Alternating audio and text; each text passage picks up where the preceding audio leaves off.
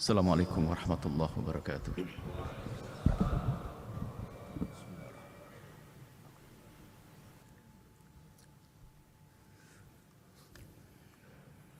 Alhamdulillah. Nahmaduhu subhanahu wa ta'ala hamdan yuwafi ni'amahu wa yukafi'u mazidah. Ya Rabbana lakal hamdu kama yanbaghi li jalali wajhika wa 'azimi sultanik. Subhanaka la nuhsi thana'an 'alaika anta kama atnaita 'ala nafsik falakal hamdu wa lakal syukru 'ala dhalik. Allahumma salli wa sallim ala habibina sayyidina Muhammadin wa ala alihi wa ashabihi wa tabi'ina lahum bi ihsanin ila yaumiddin. Ma'asyiral muslimin ittaqullaha haqqa tuqatih wa la tamutunna illa wa antum muslimun. Majlis Jumat yang dimuliakan Allah Subhanahu wa taala. Mari kita sadari dengan sungguh bahwa kita saat ini berada dalam nikmat agung dari Allah Subhanahu wa taala, yaitu Allah memilih kita, memudahkan kita untuk hadir di tempat mulia ini untuk menjalankan kewajiban melaksanakan sholat Jumat. Hadirkan di sana, hadirkan kesadaran agar kita semakin bersyukur, sekaligus hadirkan rasa cinta kepada saudara-saudari kita yang ada di sana. Saudara-saudara kita yang ada di sana, tanda keikhlasan Anda mendatangi tempat mulia semacam ini adalah di saat Anda merasa sedih, di saat melihat saudara-saudara yang belum bisa melaksanakan sholat Jumat. Bukan meremehkan mereka. Mungkin Anda melihat tetangga Anda yang tidak sholat Jumat waktu Anda melewati apa yang ada di hati Anda.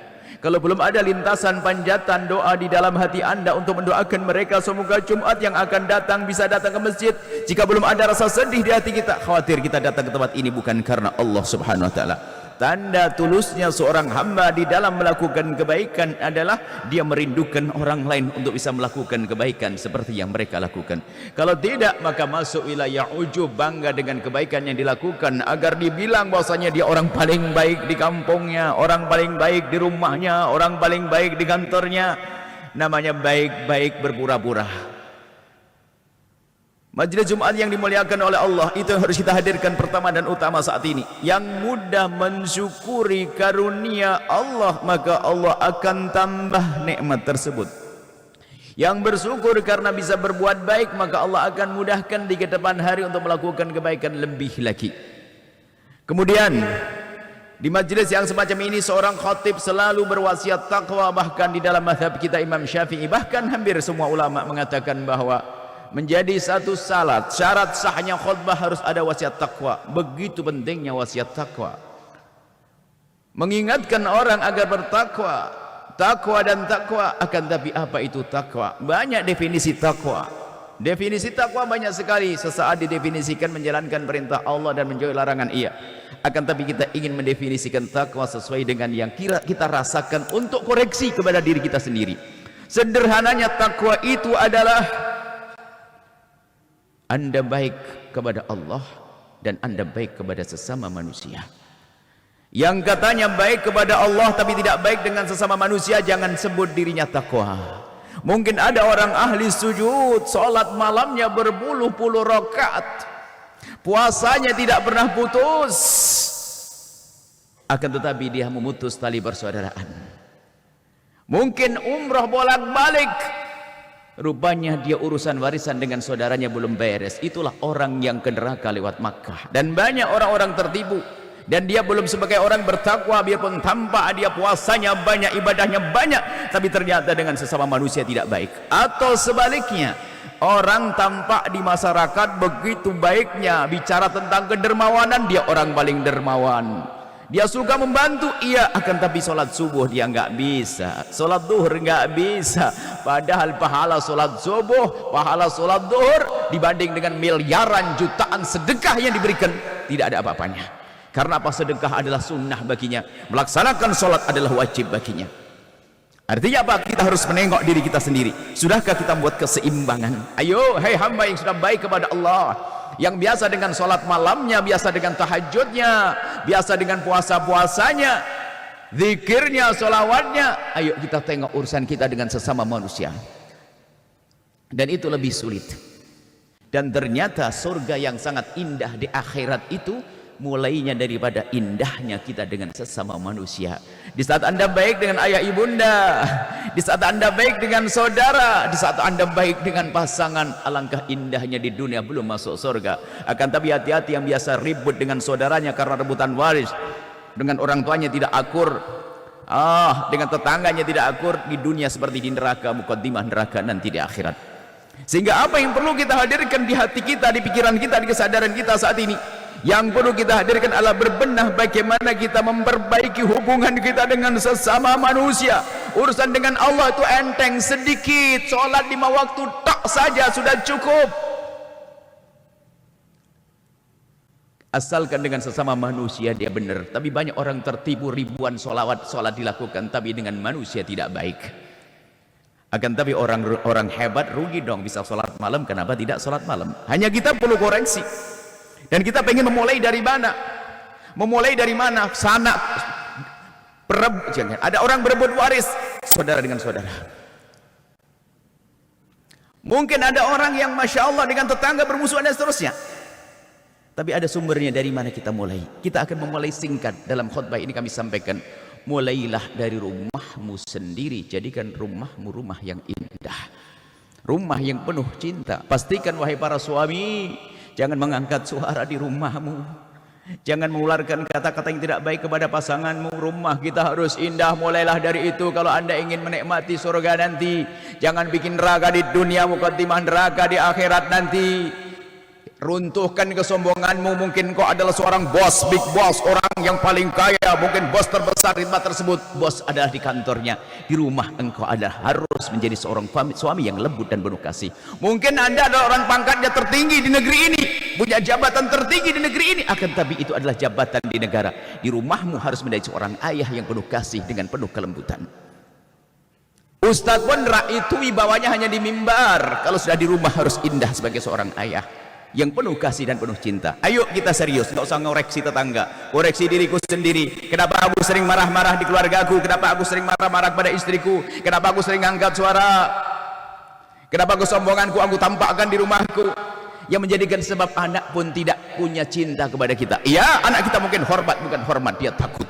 Kalau ada seorang ayah, hei sadar wahai ayah yang ada di tempat ini, jika anakmu takut kepadamu, Anda adalah monster yang pakai kopiah putih barangkali. Kita ingin Anda pulang dari tempat ini dengan penuh keindahan. Kami ingin Anda pulang adalah mengecup kening istri Anda, lalu Anda minta maaf atas kekasaran Anda selama ini. Setelah itu akan kebuka pintu surga dunia sebelum masuk surga akhirat. Kita perlu serius kalau menghadirkan ilmu. Kita perlu serius kalau belajar. Bukan hanya ramenya gawe, mondar-mandir hadir majelis tapi tidak pernah koreksi diri.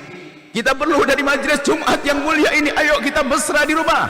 Baginda Nabi Muhammad adalah, kalau bicara seorang jenderal, panglima atau presiden atau apa, Nabi Muhammad di atas segala-galanya. Tapi lihat, kalau beliau berada di medan laga, begitu gagahnya beliau.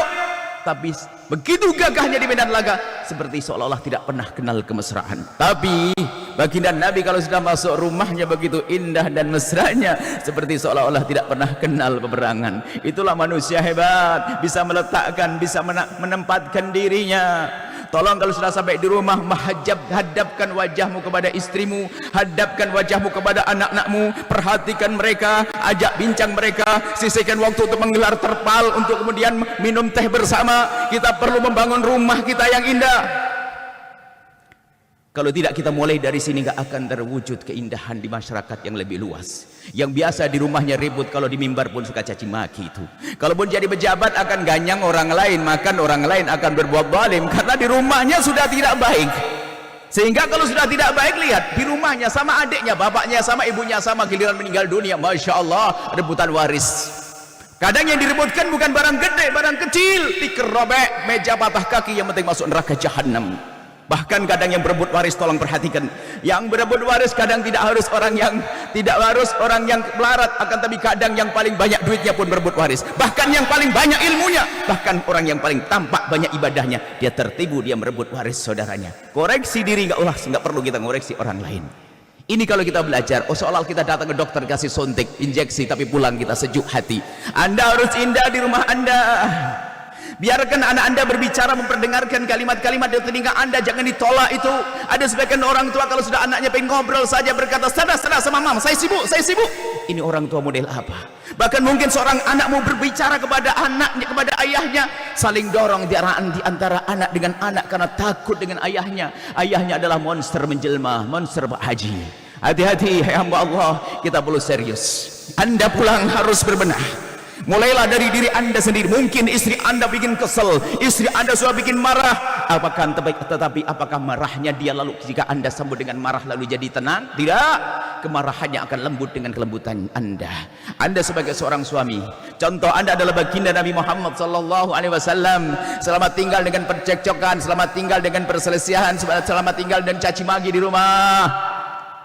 Akan dicontoh oleh anak. Mana mungkin anak menghormati kita kalau kita tidak menghormati pasangan kita.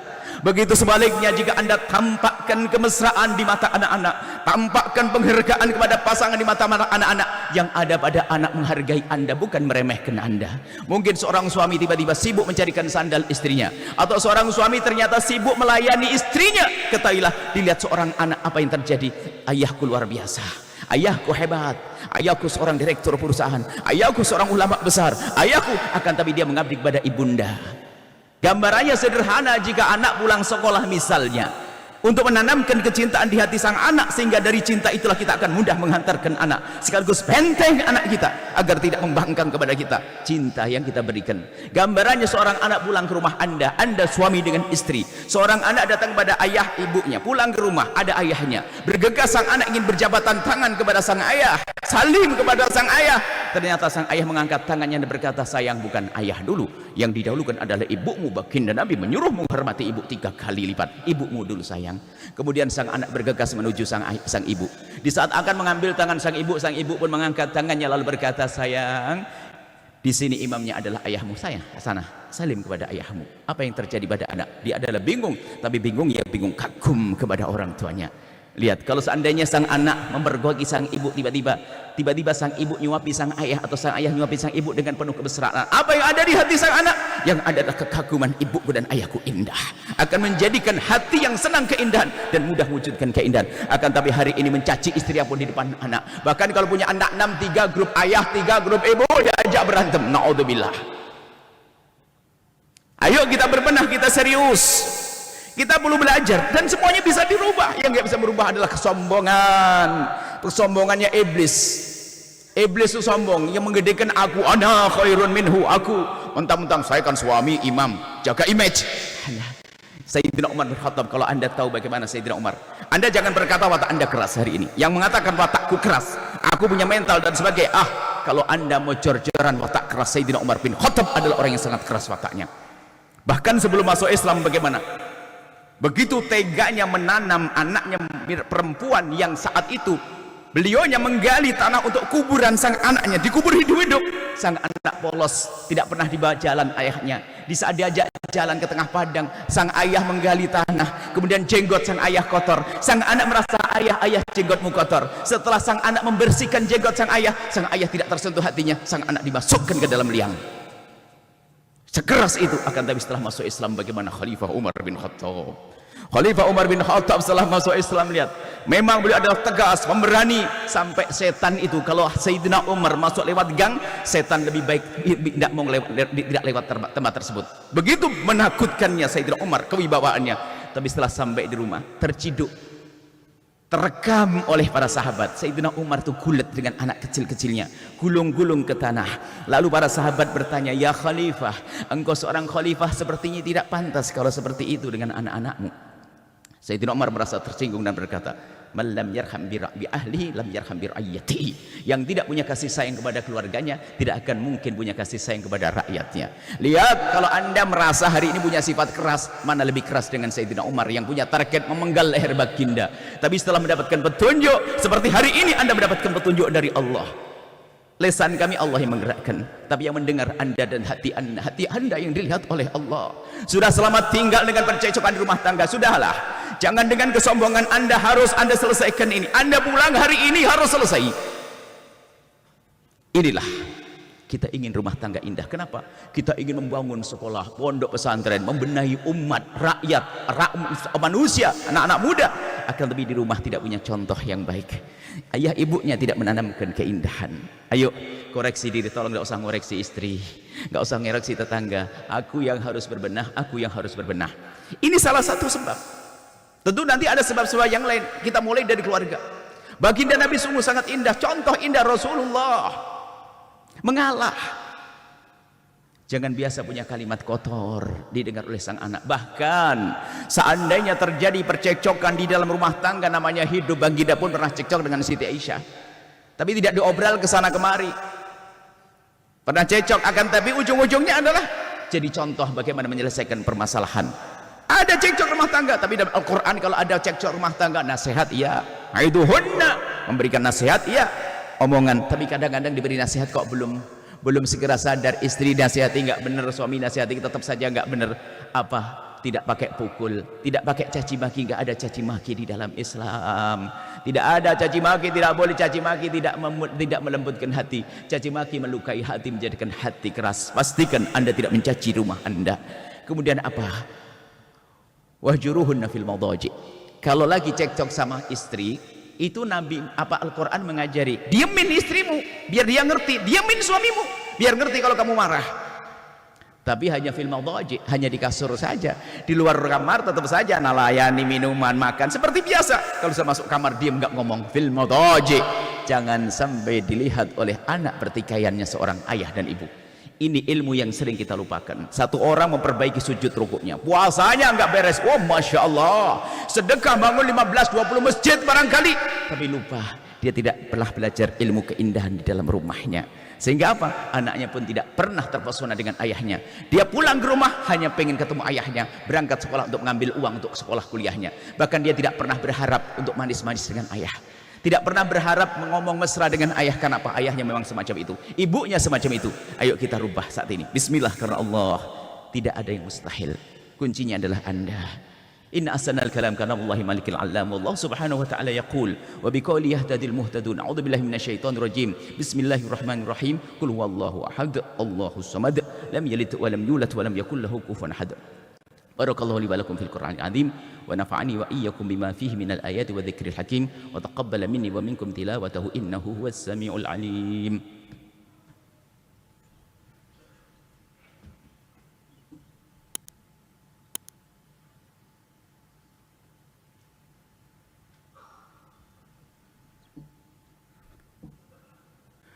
Alhamdulillahi hamdan kama amar wa asyhadu an la ilaha illallah wahdahu la syarika lah irqama liman jahada bika wa kafar wa asyhadu anna sayyidana Muhammadan abduhu wa rasuluhu sayyidul khalaiqi wal bashar. Allahumma salli wa sallim ala habibina sayyidina Muhammad mattasalan 'ainun min nadhar wa udhurun bi khabar wa ala alihi wa ashabil akhyar. Ma'asyiral muslimin, ittaqullaha haqqa tuqatih wa la tamutunna illa wa antum muslimin. Ada yang tersisa. Yang tersisa adalah membangun keinsyafan di dalam diri. Kadang orang mendengar kebaikan, tidak terbayang di benaknya bahwasanya dia yang seharusnya orang pertama mendengarnya. Kadang mendengar kebaikan disampaikan kebayang istrinya, memang betul istriku kayak disampaikan yang di atas mimbar itu. Kenapa harus istriku? Ini adalah penyakit, nggak akan bisa berbenah orang semacam itu. Bisa jadi betul istri kita adalah orang kasar, tapi mungkin sebab kasarnya siapa? Jangan-jangan kita dulu beberapa tahun yang lalu kita mulai. Makanya kunci adalah jangan tengok orang lain. Ibda binafsik, anfusakum, dirimu sendiri. Yang pertama. Yang kedua adalah manusia yang katanya memang aku sudah begini, kamu harus terima apa adaku. Ini adalah problem dalam rumah tangga. Mengatakan memang saya begini, kalau mau terima saya terima apa adaku. Keindahan dibuat, dihadirkan, rayuan, kalimat mesra.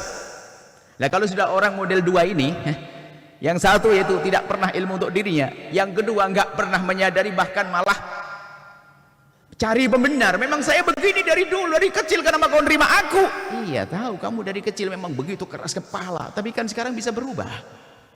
Dua hal ini jika tidak dihadirkan, ceramah kayak apapun tidak akan ada gunanya. Al-Quran dibacakan, dijelaskan, tidak akan faham. Karena apa? Telah ditutup oleh dirinya sendiri, maka tidak akan bisa baik. Maka jangan katakan aku tidak bisa berubah. Tadi kami sudah hadirkan Sayyidina Umar bin Khattab, orang sangat keras ternyata berubah. Barangkali ada di sini orang yang paling keras hari ini. Ketahuilah, jika Anda yakin kepada Allah, Anda akan lembut setelah ini. Kemudian setelah itu, ini hanya muqaddimah di majelis ini. Pulang ke rumah, hadirkan renungan. Bagaimana urusanmu dengan ibundamu?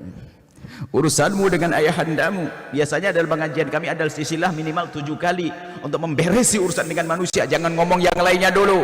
Urusan dengan pasang ibumu bagaimana, ayahmu bagaimana, urusan dengan saudaramu bagaimana. Jangan-jangan lihat aja dia ibadah-ibadah rebutan waris tadi. Oh, hati-hati. Urusan dengan anakmu sekolah di mana. Jangan sampai anakmu itu hanya engkau hantarkan untuk sukses di dunia.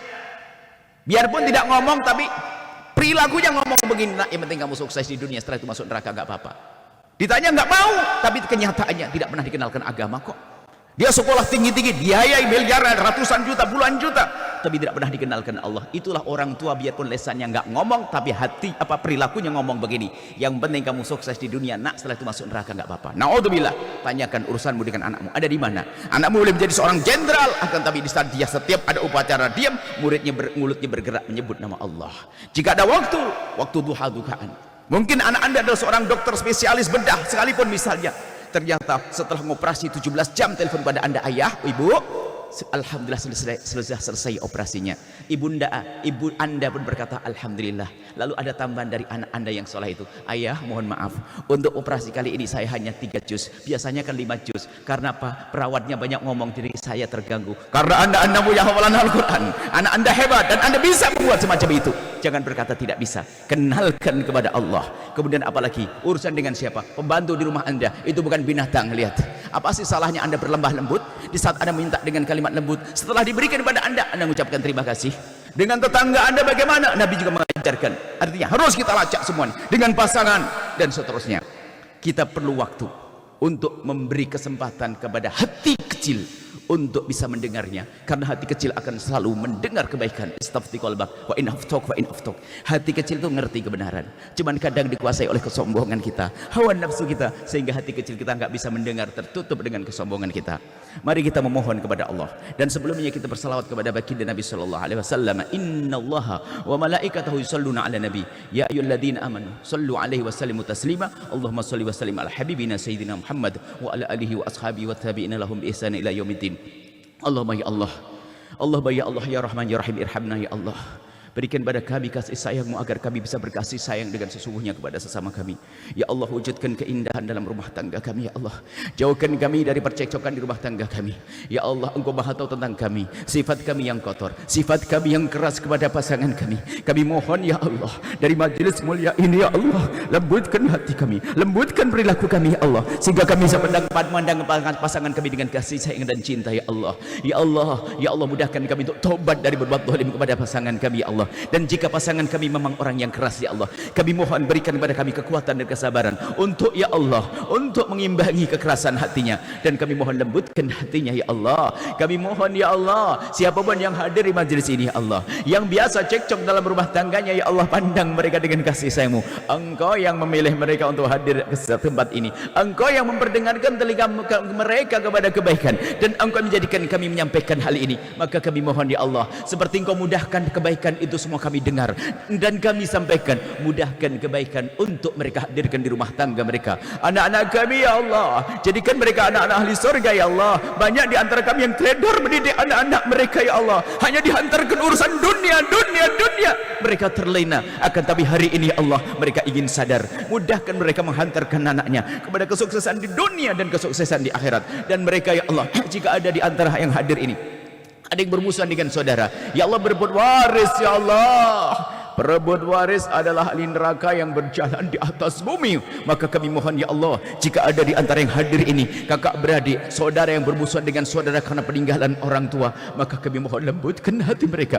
Jangan keluarkan dari tempat ini kecuali ada kerinduan di dalam hatinya kepada saudaranya untuk berdamai dan saling memaafkan dan mengembalikan kepada yang berhak ya Allah, sehingga mereka tidak menjadi ahli neraka lagi, akan tapi menjadi ahli surga yang indah di dunia hingga kelak di surga. Ya Allah, kami mohon ya Allah, orang tua kami ya Allah, orang tua kami ya Allah, orang tua kami ya Allah. Tidak ada kebahagiaan di dunia bagi orang yang durhaka kepada orang tua mereka. Akan tapi ya Allah, kami yang lemah ini, kami masih sering mengangkat suara, kami masih sering membentak orang tua kami ya Allah, yang kalau kami saksikan ya Allah, kami lihat ya Allah, tubuh mulai membungkuk ya Allah, jalan tertatih-tatih ya Allah, rambut memutih ya Allah, kulit keriput, pandangan kabur. Kadang kami masih sering membentak mereka ya Allah, kami sering berbuat kasar kepada mereka. Yang sering adalah kami sering kurang peduli kepada mereka ya Allah. Kami mohon ya Allah, ampuni kami dan mudahkan kami untuk berbakti pada orang tua kami, dan mudahkan anak-anak kami kelak untuk berbakti pada kami. Kami mohon ya Allah, tetangga-tetangga kami ya Allah, jadikan mereka tetangga-tetangga ahli surga ya Allah. Dan kami mohon ya Allah, wujudkan keindahan ya Allah di negeri ini ya Allah. Dan kami mohon, angkat kami, pilih kami untuk menjadi juru damai di negeri ini ya Allah, juru damai di negeri ini ya Allah, yang jauh dari menfitnah dan difitnah ya Allah, yang jauh dari menfitnah dan difitnah ya Allah. Kami mohon ya Allah, ya Allah, ya Allah, pemimpin kami ya Allah, jika pemimpin kami sudah baik, jadikan semakin baik. Jika pemimpin kami tidak baik, Engkau Maha Tahu dan Kau Maha Kuasa untuk merubah mereka ya Allah.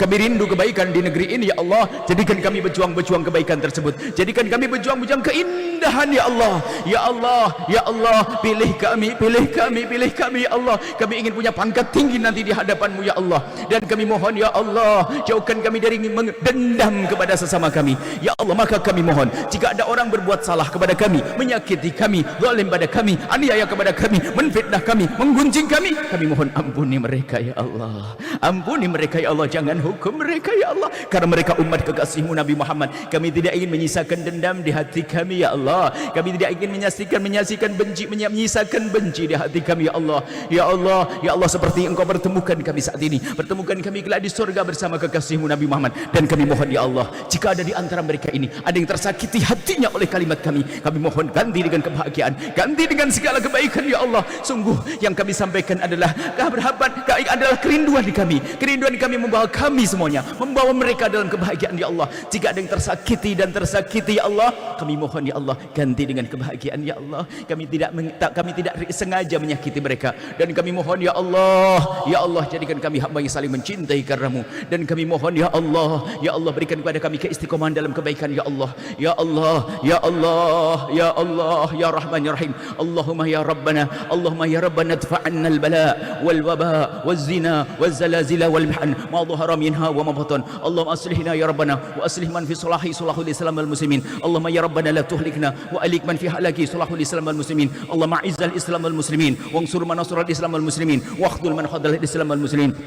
Allahumma ya Rabbana aslih wulata umurina, aslih ya Rabbana wulata umurina, aslih ya Rabbana wulata umurina, waj'al lahum wilayatana fi man khafaka wattaqak. Allahumma anjil muslimina fi Palestina khassa, Allahumma anjil muslimina fi Palestina khassa wa fi biladil muslimina 'ammah. Allahumma arhamna wa la tu'adzibna, Allahumma arhamna wa la tu'adzibna, wansurna wa la takhdhulna, wa afina wa la tumridna, wa akrimna wa la tuhinna, wa athirna wa la tuthir alaina innaka ala kulli syai'in qadir. Allahumma ighfir lil muslimina wal muslimat wal mu'minina wal mu'minat al ahya'i minhum wal amwat bi rahmatika ya arhamar rahimin ya arhamar rahimin ya arhamar rahimin ya arhamar rahimin. Ma'asyiral muslimin, innallaha ya'muru bil 'adli wal ihsani wa ita'i dzil qurba wa yanha 'anil fahsya'i wal munkari wal baghi ya'idzukum la'allakum tadhakkarun was'aluhu min fadlihi yu'tikum wadhkurullaha 'azim yadhkurkum wa la dzikrullahi akbar. Bismillah.